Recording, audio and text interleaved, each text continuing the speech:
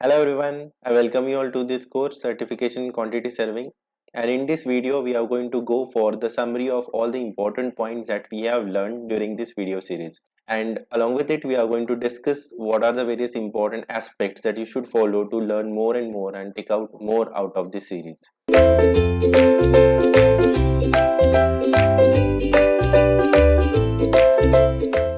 Today in this video we'll be just wrapping up everything that we have done till now, and we'll be discussing about what exactly we have done and what exactly we are expected to do for the having a mastery into the certification related to the quantity survey. So the first important thing you need to remember in terms of the quantity surveying is that this is not only subject you can learn once and get a master into that, because the content of this subject are such so huge that you cannot even complete it into this series of lectures. You need to go on exploring more and more about anything if you stuck at something and you would like to explore more about. So this certification video series is going to give you just a brief idea regarding what exactly you are expected to do, expected to follow the path to be a good quantity surveyor. Well, there is nothing that can be compressed into the one single unit. So you need to be very versatile related to reading the books related to this quantity surveying, having the more focus on solving the problem, having a hands-on with all the IS codes that we have discussed and referred. So I'll suggest you to go through this video series again and again if you are stuck with some of the things like bar bending schedule, some specific thing, or if rate analysis of some specific thing, shuttering quantity of something, then you need to go through that module again. You need to restudy that, write down the points, and whatever the points that I have suggested you to write it down near to your study table, near to your total workings area. You need to have them so that you can remember them. The bad eye and their unit weights is the most of the time most required quantity. Then how much of cement bags will be needed for 1 meter cube of 1 is to 4 is to 8. Then how much of bags will be needed for M25 mix. So either you should be in a position to remember all these value, or you should be in a position to calculate them in a very fast so that you will not get stuck somewhere. In case of interviews for the civil engineering job related to quantity surveying, these are very basic terms. So first thing they'll ask you about what are the various IS codes you would like to use for it. Then what are the various provisions for the reinforcement overlap. Then what are the various bends deductions we have. Then what would we like to do the deductions related to the plastering. Then what if the window is of 1 meter square, how we are going to, whether you are going to do the plastering or not. You will do the plastering from one side when, from the both side when. Then how you are going to calculate the shuttering quantity for the beam, how you are going to calculate the shuttering quantity of hexagonal column. Then what the difference between the having the quantity calculated with the help of formula and having the calculated quantity with the help of IS code provisions, what you are going to follow for specific quantity calculation, what type of IS code you do have, what are the specifications you would like to go for a construction of any compound wall.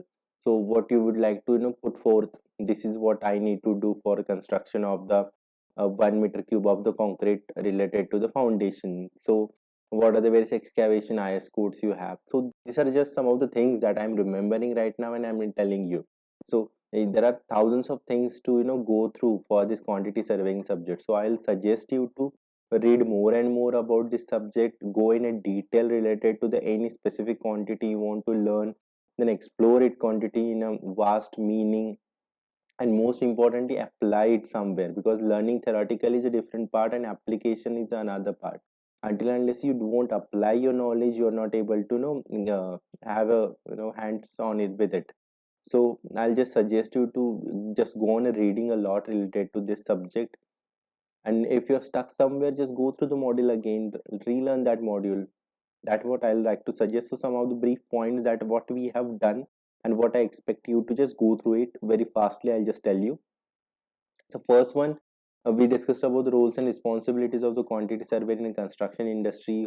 What are the qualities that she should have to be a good quantity surveyor. Then we most importantly we understood the units and their conversions. We understood about the plans, different types of drawings we do have. Second point is very important, as units we have discussed. These are the unit conversions and their basic things from what are the multipliers for that, what are the constant for that, from 1 meter cube to 1 feet cube if I want to convert, what is the application of the factor that I'm going to have, that you need to be remembered by heart for these things. Then what are the various IS codes that we already have discussed. Now the IS code that we have discussed into this one are IS, if you remember, 1200. Then I have 7272 we have discussed, 3861 we have discussed. So there are many IS codes that we have for enforcement. There are 4 to 5 IS codes. So you just need to know these IS codes at least, and from where what thing I'm going to get. Just in case if I want to deduct the plastering quantity, so which is the IS code for that? What is the plastering one? With IS 1200, it's part 7, it's part 5. So I should be in a position to know that, so that even you can Google these days and anything you can get to, search it. But having that into your memory and for coming it with the values is obviously going to put an impression for the interviewer, and your daily work life also.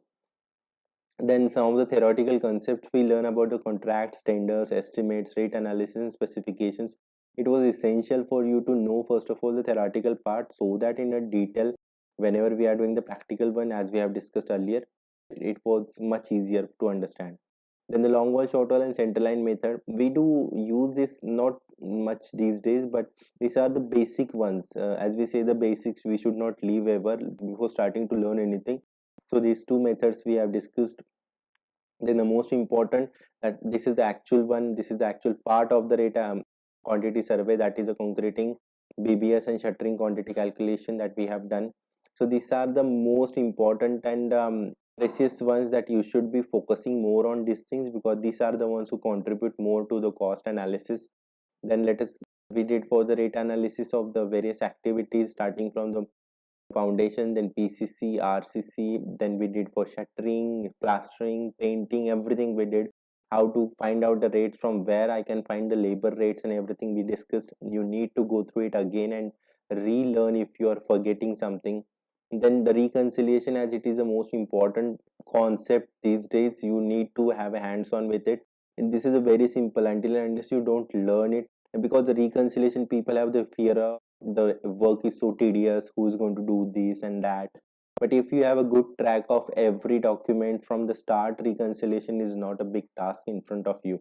Then the road earthwork quantity calculation we did, and that was the most simplest form of the formula we used, how to calculate the DM, that's average mean depth and everything we discussed. So that was another important concept related to the road earthwork quantity.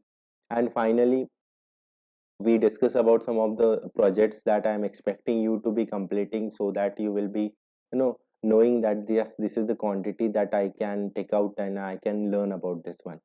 So these are some of the very few things that I have discussed over here.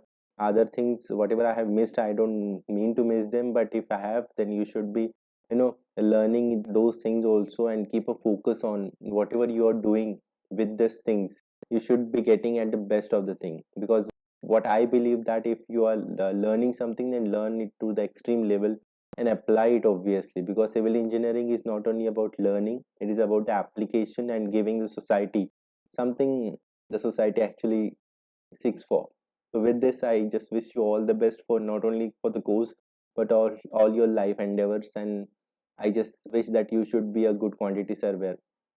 With this, I wish you all the very best for your everything in future. Thank you so much.